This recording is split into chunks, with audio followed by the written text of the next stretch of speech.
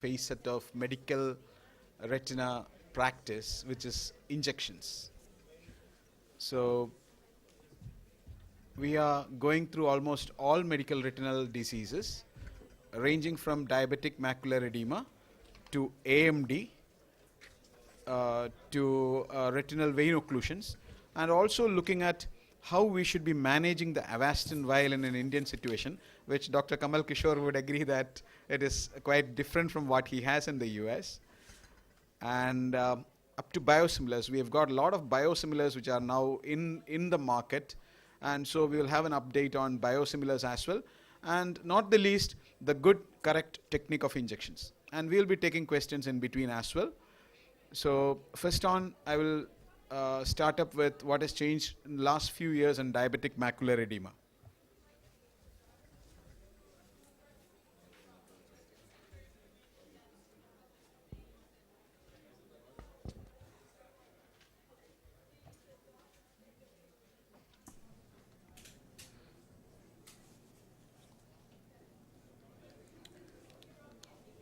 So what has changed? Our understanding definitely has changed. That is something that we would, all of us would agree, that our understanding about DME and its management and managing patient expectations have also changed significantly. So the outline of my talk would include what did we learn new about DME, what are the key treatment options, any pitfalls in practice, what should be the initial dialogue with the patient, and how to keep him motivated. And I will be doing some illustrative cases and adding one slide on economics of diabetic macular edema management. So we all know that good, tight metabolic control is a very, very important factor. Laser, anti-VEGF, steroids, these are the three main pillars on which our DME management rests, and only very few percentage of patients in whom you may require to remove the hyaloid, etc. Vitreous surgery for traction retinal macular edema and for recalcitrant diabetic macular edema. We know the laser results from the ETDRS trials, and approximately 50% of people could maintain the visual acuity, but 50% of them did not maintain, it fell down. Aim of laser is basically to stabilize, and right now laser is reserved for thickening away from the fovea. At the fovea, if there is edema, generally the trend is towards injections, and you may add laser to that, but not primary laser. This is an age-old laser, focal leakage, focal laser, and post-focal laser you can see that the leakage has come down. This is grid laser. So limitations is, it doesn't eliminate the possibility of further vision loss, and improvement in visual acuity was rather uncommon. In cases like this where there was central macular edema, you required intravitreal injections, and these are some of the agents which are available: triamcinolone, bevacizumab, ranibizumab, dexamethasone, aflibercept, and fluocinolone implant, which is not yet in India right now. So looking at scientific evidence, I am looking at few studies: Resolve, Restore, Bolt, Protocol I, Protocol T. So these are some of the studies in anti-VEGF agents, and Mead and Placid are the studies in Ozurdex or dexamethasone implant. So drcr.net is the network which actually did a lot of studies on this, and this was the landmark study which told us that if you had injections in the beginning, like these are the prompt laser with injections, or the ranibizumab with deferred laser. The deferred laser has the best visual acuity, and the prompt laser has this. So this was the anti-VEGF arm. The triamcinolone arm initially showed an improvement, but after about 6 months, cataract developed and vision fell down. So if you looked at a subset of patients who are pseudophakic, yes, there was an improvement with triamcinolone as well.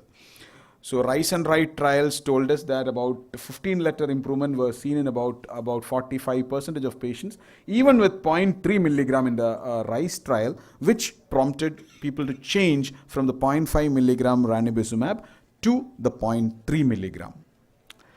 Steroids, again, the mean number of injections could be reduced from a mean of about 9 injections per year to about 4.1 injections a year, and 15-letter improvement in about 22%. You should understand that in the RISE and RIDE trial, we had about 45% of patients who had improvement of 15 letters. Here, the numbers are almost half of that, but with half the number of injections. So these are now the other main study which came out was the protocol T, which actually compared the Avastin versus ranibizumab versus aflibercept. So these are the first year results, and by the second year, the aflibercept and the ranibizumab are almost cluttered together here. And one thing which came out was that in patients with better visual acuity actually didn't make a difference, whereas in people with worser visual acuity, less than 20/50, there was a difference between the aflibercept and the ranibizumab. Aflibercept was doing better. So aflibercept is better in patients with poorer visual acuity to start up with. Okay, so what are the pitfalls in practice? We must be giving the injections, but poor diabetic control will require the patient to keep on taking injections. Economics of injections is very difficult for the patient to actually gather, and sometimes patients don't have bystanders. There will be mental fatigue, there will be coexisting illnesses like heart attack or stroke or infections, which will prevent us from treating the patient at that point of time. So the initial dialogue with the patient is a very, very important thing. You have to spend some time, because that's the first time the patient is hearing about the management of diabetic macular edema. And maybe a good idea to have some DME booklets or some video running or a PPT slide, and always try to explain about long-term management. It is not a one-day disease or 2 or 3 months. Many people make this mistake of telling them that we will take 1 injection, let us see. That is, after that 1 injection or 2 injection or 3 injection, patient will feel that, I have taken the injection, but it is not improving. Whereas if you talk about the next 5 years or at least 1 year in advance, then that would be better.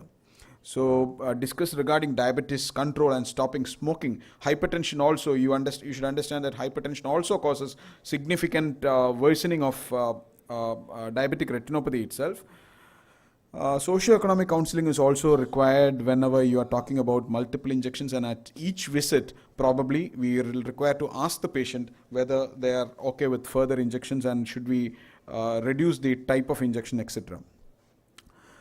OCT is a great tool to actually pick up that edema is reducing and visual acuity is showing improvement. These are great motivating factors for the patient, and we need to try to at least reduce the follow-up frequency by phone follow-ups or something like that once the patient is stabilized. Reducing the number of injections, maybe changing to a longer acting injection can reduce the number of injections, considering laser at the macula as so that can also help. So let's go to some illustrative cases. This is a 22 years diabetic patient, not significant, no significant retinopathy on clinical examination on these photographs, but this patient had a decrease of vision, and there are 1 or 2 microaneurysmal spots here, and there is an edema in the left eye here, and the vision had dropped down. The patient was symptomatic, so we managed. So intravitreal Avastin was given. CSME had reduced, but it's still persisting. So the second injection was given. So a patient was kept on follow-up. Now the vision is improving to 6/6.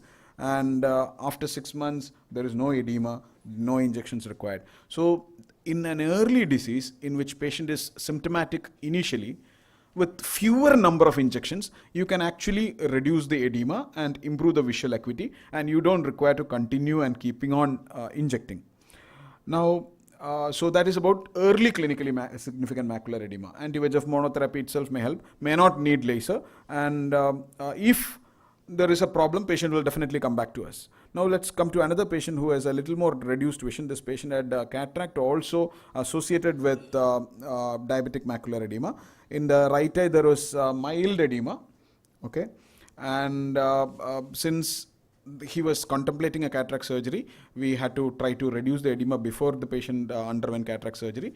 So we treated, and you can see that once after treatment, you could see that the macula is completely normal, and after cataract surgery, this patient significantly improved. So this is again another patient in whom there is edema, and after multiple injections you can see that after 3 or 4 years he is maintaining this. This patient required, this was the initial OCT, but you can see that over a period of times 2 years and 11 anti-VEGF, 2 lasers, edema is coming down. Now cataract is developing. That is why the OCT is like that. Cataract was done, and things are perfect. So in more advanced center involving macular edema may require multiple injections, and DRCR had a median of 9 injections in the first year, 4 in the second year, and 2 in the third year, and did not necessitate any injection in the 4th and 5th years. Okay, this is another long-term follow-up patient who initially did not have edema, but then he developed bilateral clinically significant macular edema, and probably this guy underwent multiple injections till one day I decided I moved to Ozurdex, and he was a responder to Ozurdex. You can see that the heart X rates significantly vanished very rapidly within 2 months, and he did not have to take any injections further. So this is not a common thing. So what I would say is this patient responded far better to Ozurdex than anti-VEGF. So there will be people who are responding to one group of injections, anti-VEGF, and there will be some people who are responding to Ozurdex. So that in this, our understanding is keeping on increasing through the years. Okay. So this is again bilateral diabetic macular edema. Many places there will be, bilateral simultaneous injections are done. Whereas the other ideology would be to consider anti-VEGF in one eye and steroid implant in the other eye and see which eye is doing better. So here we can plan anti-VEGF monthly in one eye and long-acting Dex implant in the other eye and look which eye is doing better and manage like that. So this is again another patient in whom there is an epiretinal membrane here actually as the cause of edema, and this is a taut posterior hyaloid, or this could be a vitreomacular traction in which decrease of vision may require to be managed surgically. These are the costs used for calculation in India, like follow-up costs. OCT is 2,000, laser is 2,500, Avastin is 8,000, Accentrix is 25,000, cataract surgery is 30,000. So based on this, when we did a calculation, this was the first year economics of treatment.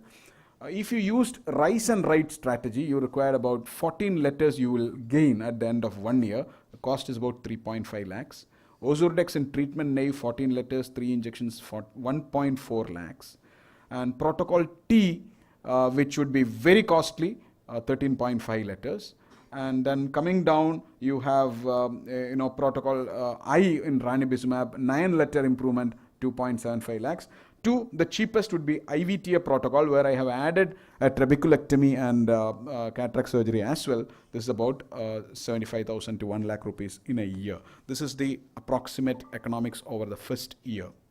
So what does a patient want to know finally? Will I improve in vision? That question needs to be addressed. So generally in DME, if you inject, vision will improve, but you have to choose wisely which cases.